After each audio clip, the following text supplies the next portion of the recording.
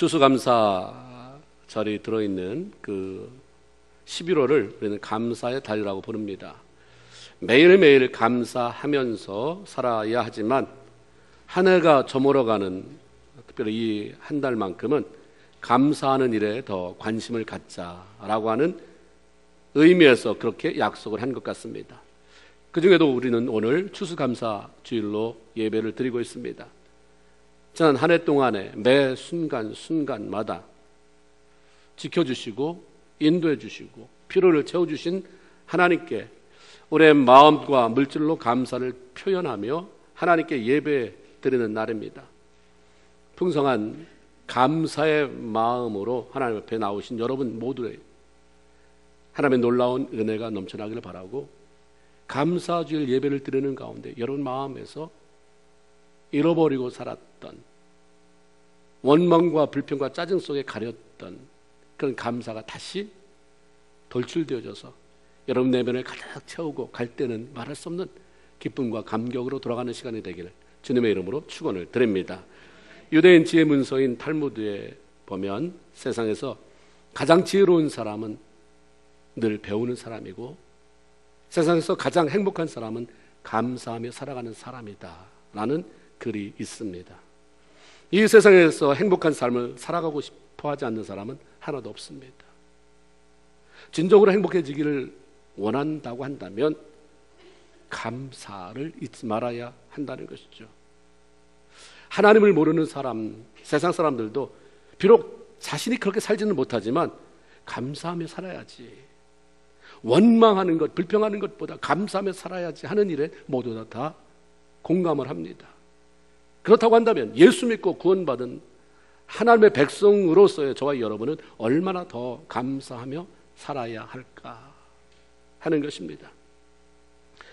하나님의 사람인 사도 바울은 오늘 본문 고린도서 3장을 통해서 감사에 대해 반복적으로 강조하며 말씀을 우리에게 들려줍니다. 15절에 너희는 감사하는 자가 되라.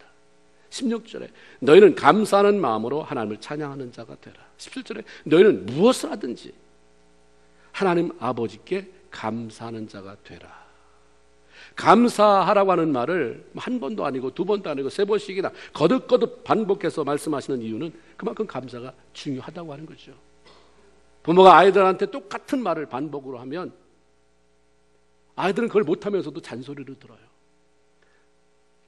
우리 신앙인들에게 하나님이 감사해라라고 하는 것은 중요하기 때문에 하라고 하는 건데, 때로는 우리는 너무 흔해 빠진 말이라 귓등으로 들 때가 많습니다. 하나님은 너무 소중해서 거기에 우리가 너무 많은 비밀이 들어있는데 무시하고 사니까 하나님이 이렇게 말씀하시는 거예요.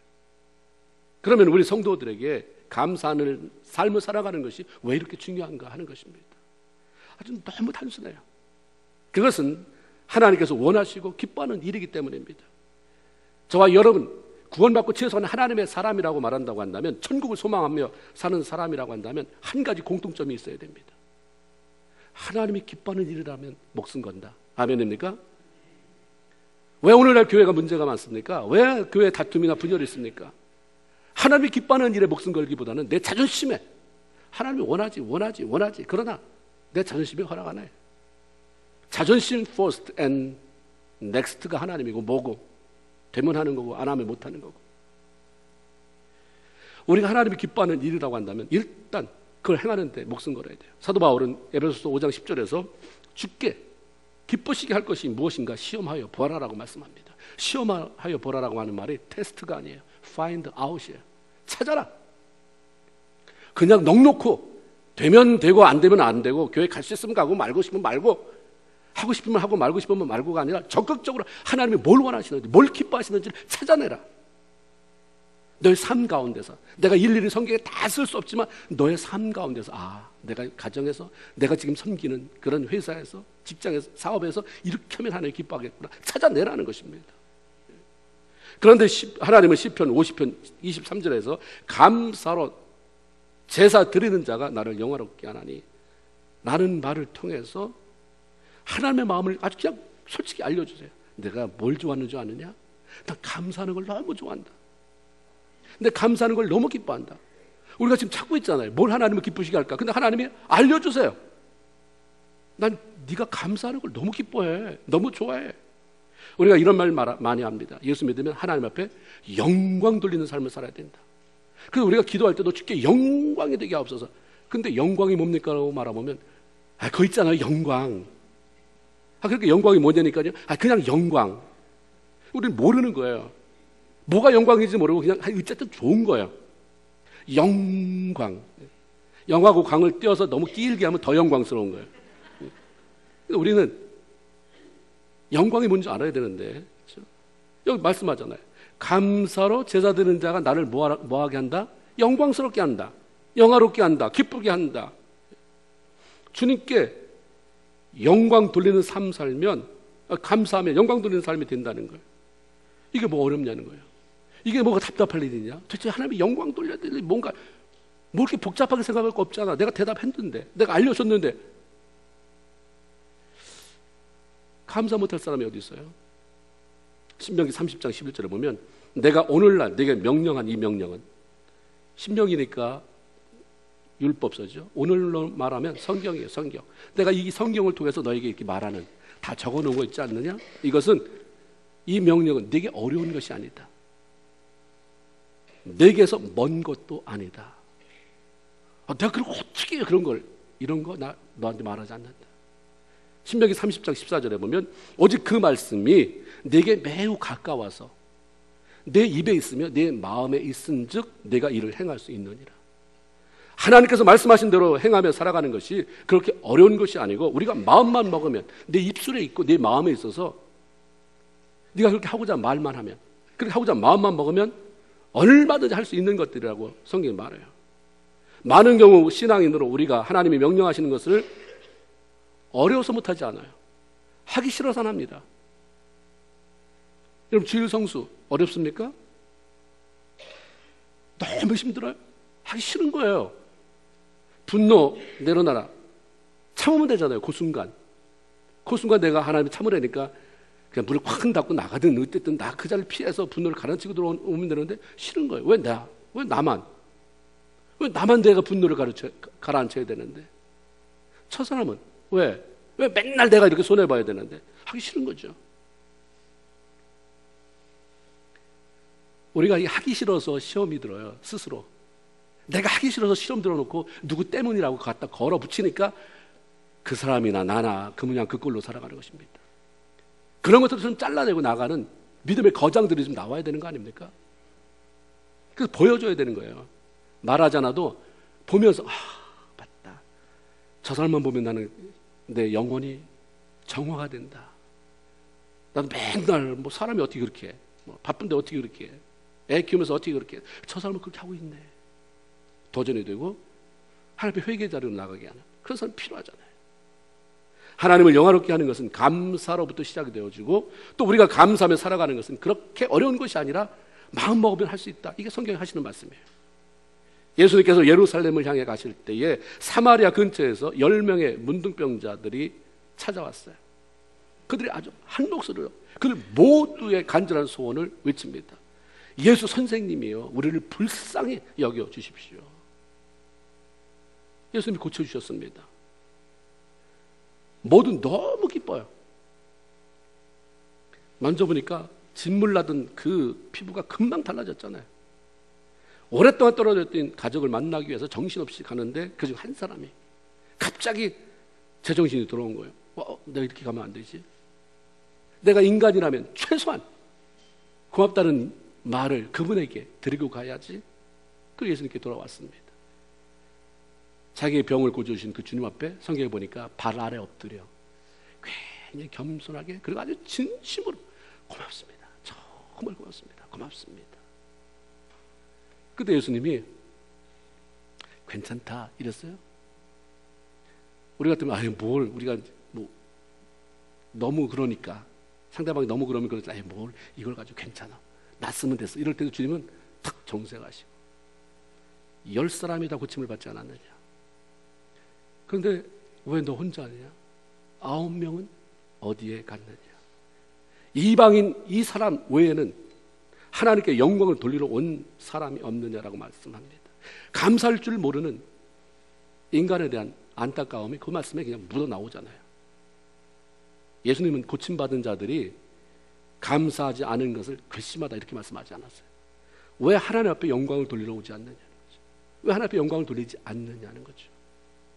감사하지 않는 것은 하나님 앞에 영광을 돌리지 않는 것이다. 다시 말하면 하나님은 우리가 감사만 해도 끊임없이 하나님을 영화롭게 하는 거예요. 내가 이 다음에 돈 많이 벌으면 하나님의 그 돈으로 영광스럽게 해야 돼. 어느 천년이에요. 그러니까 못하는 거예요. 만불만 벌면, 만불 벌어보면 물가도 올라가지고 만불이 옛날 천불만 못하게 돼버리면 이제 10만 불만 벌면이 되는 거예요. 네.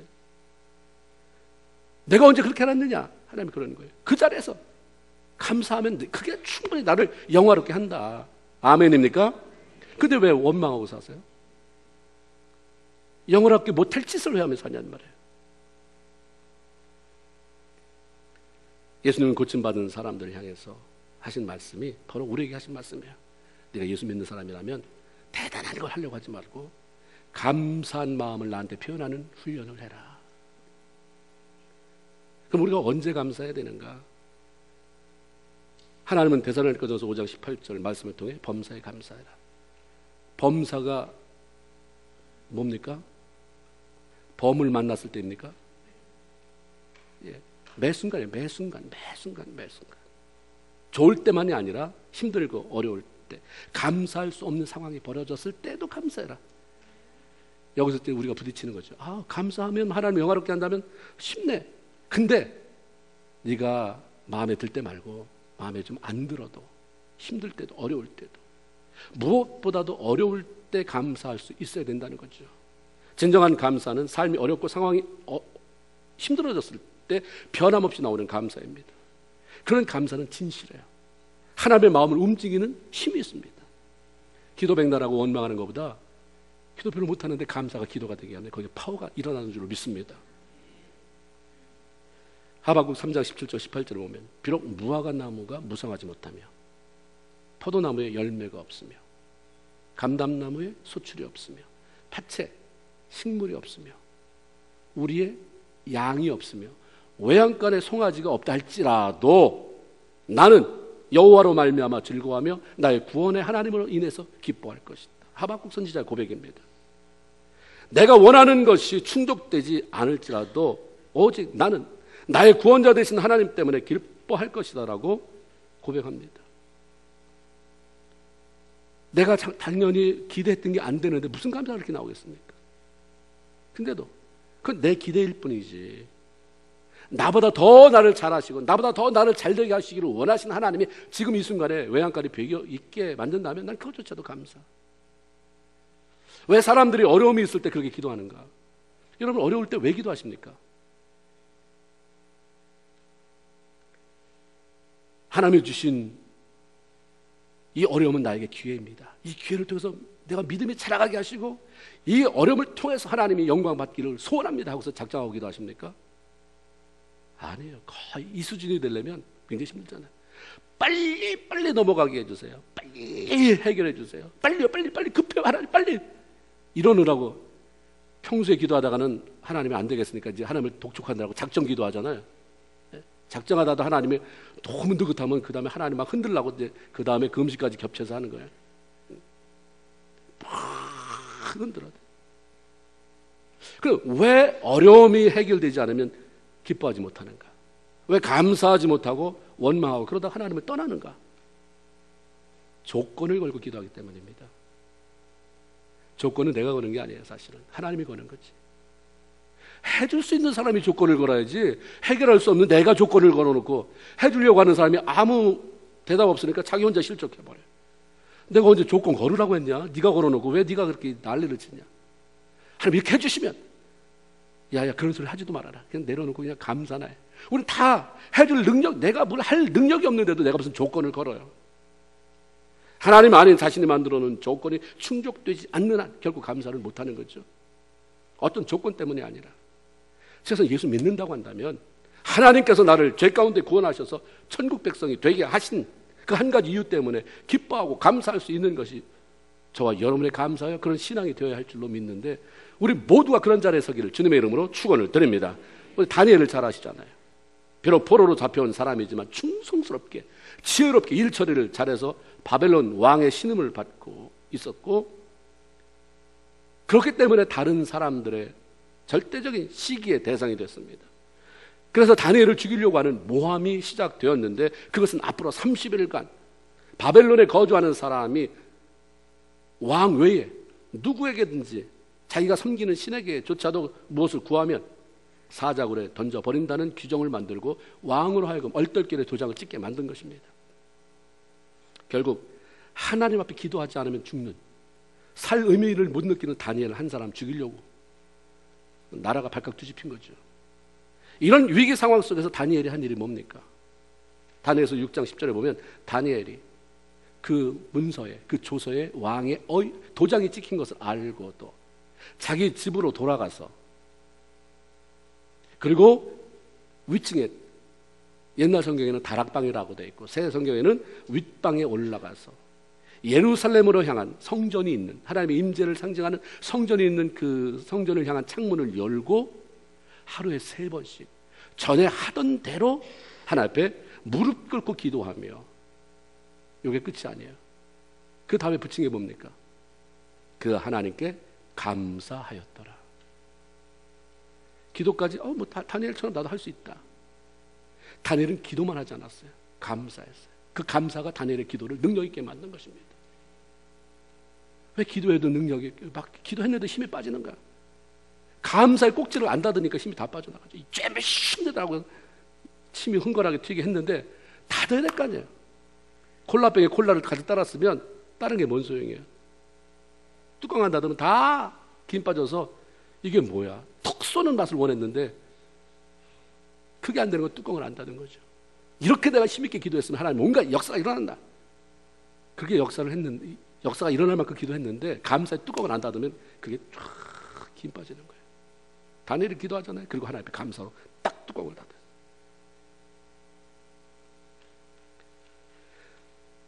그러니까 성경 빌립보서 4장 6절에도 그렇게 말씀하세요. 아무것도 염려하지 말고 오직 모든 일에 기도와 간구로 너희 구할 것을 감사함을 하나님께 아뢰라. 몸부림쳐가면서 진저리를 내가면서 그렇게 하지 말고 너희 구할 것을, 아까 답 다 나왔잖아요. 너희 구할 것을 감사함으로, 다시 한번 해요. 너희 구할 것을, 네, 다음부터 기도할 때 뭐 생으로 기도만 하지 말고 이렇게 기도할 수 있는 것에 대해서 하나님 앞에 감사하고 이 기도 응답하실 것에 대한 감사, 그냥 다 거기다 집어넣는 거죠. 그러면 모든 지각에 뛰어난 하나님의 평강이 너희 마음과 생각을 지키시리라라고 우리에게 말씀합니다. 기도할 때 하는 감사는 하나님께서 응답하실 것에 대한 기대와 믿음이 포함되어 있기 때문에 굉장히 파워풀한 거예요. 모함의 칼날이 감사의 벽을 뚫었어요? 못 뚫었어요? 못 뚫었어요. 이 모함의 칼을 얼마나 시퍼렇게 갈았겠습니까? 왕의 도장까지 찍어가면서. 다니엘이 뭘 했어요? 사람 샀습니까? 저 일이 그릇되도록 뭐 사람 사서 밖에 들어가서 궁궐 안에 들어가서 저거 찢어내라, 저 훔쳐내라, 그 문서 찢어내라, 방 붙이고 다 거기다가 다 낙서해라. 아무것도 안 했어요. 그냥 기도했어요. 감사했어요. 근데 못 들고 들어오잖아요. 한 사람의 기도와 감사를 수많은 사람의 칼날이 못 들고 들어왔어요. 스펄전 목사님이 이런 말씀했습니다. 불행할 때 감사하면 불행이 끝이 나고, 형통할 때 감사하면 형통이 연장된다. 전라남도 여수에 가면 한국인이 자랑하는, 한국 기독교계가 자랑하는 손양원 목사님 순교 기념관이 있습니다. 소록도가 생기기 전에 애양원이라고 하는 그 나병 환자를 수용하는 곳이 있었잖아요. 거기 애양원 교회를 섬기면서 나병 환자를 자기 몸처럼 돌보다가 나중에 순교를 당하신 분입니다. 목사님이 1950년도에 순교를 당하셨다는데 1948년 10월 여순 반란 사건이 일어났습니다. 그때에 읍내 나가서 공부하던 두 아들이 사범대학을 공부하고 있었다는데 총살당했어요. 큰아들과 둘째 아들이. 공산당에게 처형을 당한 거죠. 얼마나 충격적이고 가슴이 찢어지는 고통이었겠습니까? 손 목사님께서 믿음의 사람이요 하나님의 사람으로 그 고통에 어떻게 반응하셨는지에 대해서 이미 잘 알려져 있어요. 영화도 사랑의 원자탄이라고 하는 영화도 만들어졌고요. 그 재료가 기념관에 전시되어 있습니다. 서울 가면 쇼핑하기에 바쁘지 말고 뭐 음식 먹으러 다니는데 그 말고 이런 우리 기독교인들을 한번 이런 성지 우리가 이런 기념관 세우는데 한번 둘러보는 것도 굉장히 좋을 것 같아요. 애들하고 같이 갔을 때는 특별히 더 그런 시간을 가지면 좋을 것 같다는 생각이 들어요. 거기에 두 아들을 죽인 살인자를 구명운동을 통해서 살려내고 자기의 양아들로 삼잖아요. 아들로 삼았어요. 그래서 신학교를 갔는데 그분은 내가 아무리 용서를 받았어도 사람 죽인 자로 복음을 전할 수 있을까? 그걸 헤어나오지 못했대요.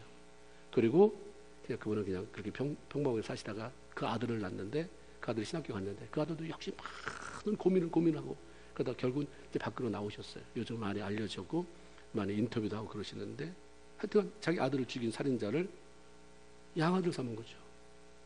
그 일로 하나님 앞에 감사음을 드렸어요. 이분이. 그 봉투가 이렇게 전시되어 있는데 저는 못 봤어요. 근데 인터넷에 올라왔어요.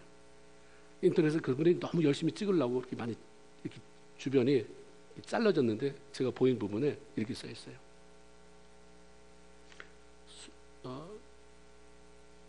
순교한 두 아들의 아버지. 한문으로 그렇게 썼어요. 순교한 두 아들의 아버지 손장원. 그리고 일금 10,000원이에요. 10,000원. 그 당시에 손 목사님의 한 달 사례비가 80원이었대요. 그렇게 나왔더라고요. 한 달 80원인데 10,000원을 헌금을 냈어요. 두 아들이 총살을 맞았는데 총 맞아 죽었는데 뭐가 그렇게 감사하다고 헌금을 10,000원씩이나 80원이 자기 한 달에 들어오는 돈인데 10,000원이요. 엄청난 물질을 헌금하잖아요. 왜 그랬을까요? 은혜 안에 살아가는 믿음의 사람만이 할 수 있는 감사가 그 안에 있었기 때문에 이건 흉내낼 수 없는 거예요. 죽었다는 사실보다 그 뒤에 역사하신 하나님의 손길이 너무 감사하고 거기에 이 사실에 비극적인 사실에 내 마음과 눈에 꽂혀 있지 않고 그 배후에서 역사하신 하나님한테 마음이 가 있으니까 너무 감사하다. 이를 통해서 하나님이 어떤 일을 하실지 너무 기대가 되는 거예요. 그러니까 감사가 화가 나가지고 교회를 떠나 이런 일은 절대 없는 거죠. 그러면서 장례식장에 그렇게 잘하는 9가지 감사를 즉흥적으로 하시잖아요. 나 같은 죄인의 혈통에서 순교자 자식들이 나오게 하시니 감사합니다. 허다한 많은 성도들인데 하필이면 나한테 이런 보배로운 아들들을 맡기셨습니까? 세 번째, 내가 3남 3녀가 있는데 하나님 그 중에서 첫째 아들, 둘째 아들 너무 소중한 이 두 아들을 데려가시니 감사.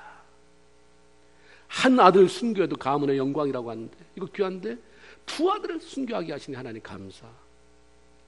예수 믿는 사람이 병들어 죽는 것도 복인데 전도하다 순교했으니 감사. 이 두 아들들이 너무 똑똑해서 앞으로 미국에 유학 보내야 되겠다 생각했는데 그보다 천국에 하나님이 불러가시니 거기 가 있으니 내 마음이 안심이 되어서 감사. 내 아들을 죽인 그 사람을 회개시켜서 내 아들 삼을 수 있는 사랑의 마음을 생겨나게 하시니 그 마음을 주시니 감사. 내 아들의 순교의 열매로 앞으로 수많은 천국 열매가 생명이 살아날 것을 생각하니 감사. 좌절하고 쓰러질 수 없는 역경 속에서도 하나님의 사랑을 깨닫고 이길 수 있게 하시는 믿음 주시니 감사. 이게 9가지 내용이에요. 어려울 때의 감사는 많은 사람에게 감동을 주고 영적인 도전을 주어서 하나님을 더욱 영화롭게 합니다. 너무 어렵다고 어려운 티 내지 마세요. 전에 안 그랬는데 삶이 어려워지는데 사람이 신경적으로 변했네, 부정적으로 변했네, 원망, 불평이 믿음 있는 사람이 아닌 거예요. 그건 아주 너무 세상 사람도 똑같이 그렇게 살아요. 대단하다. 말은 안 하지만 저 사람이 어렵다는 얘기를 듣는데 어떻게 저렇게 한결같을까? 나보다 하나님이 더 안타까워요.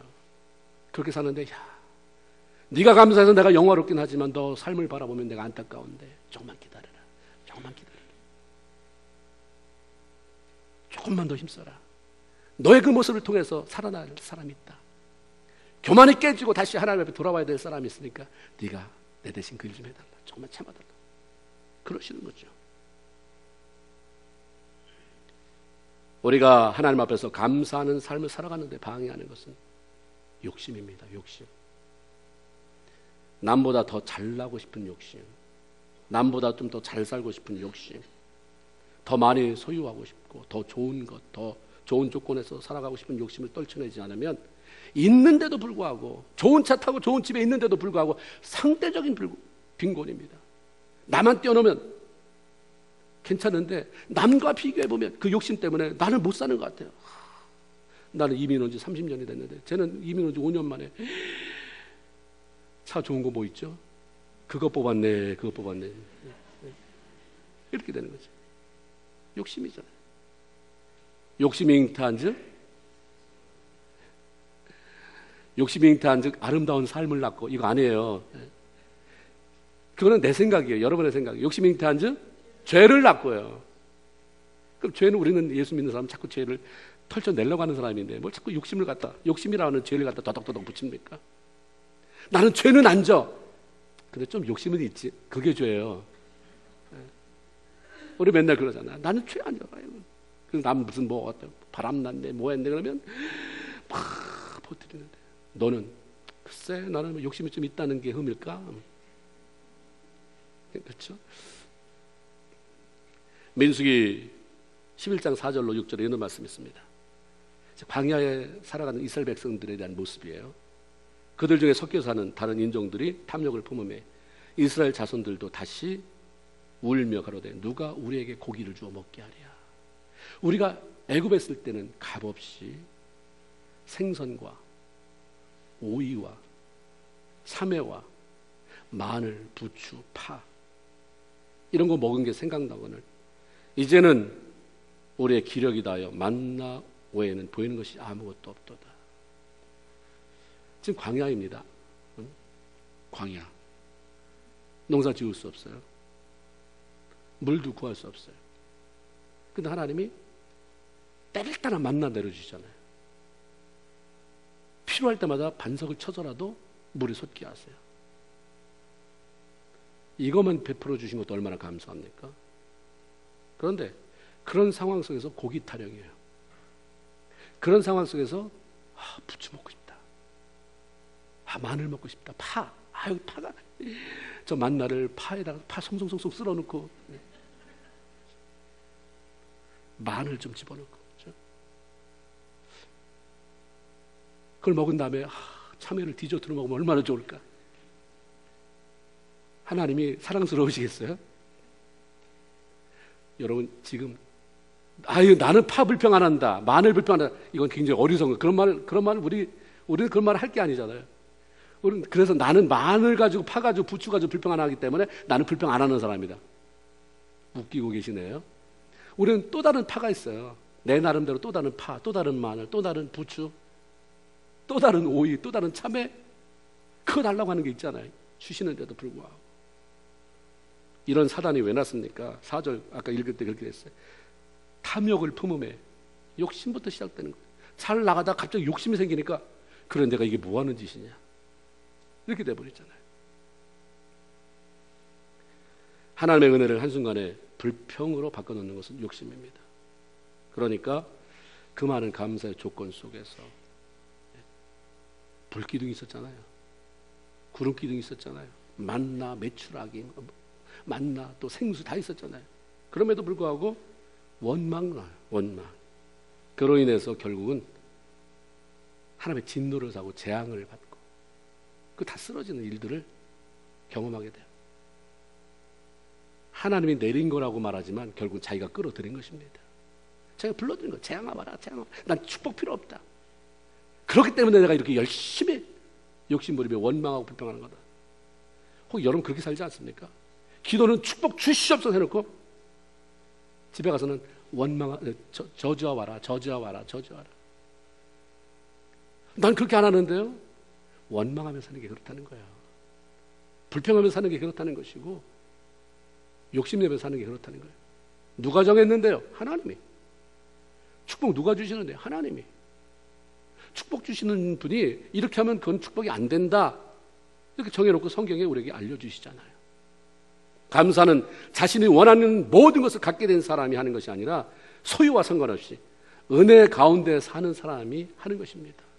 은혜 안에 있으면 어떤 어려운 상황 속에서도 감사하는 사람이 되는 것이죠. 만사 형통해서 감사가 아니라 하나님의 은혜 안에 거함으로 감사하는 저와 여러분 모두가 되기를 주님의 이름으로 축원을 드립니다. 어떻게 감사할 것인가? 하나는 물질로 감사해요.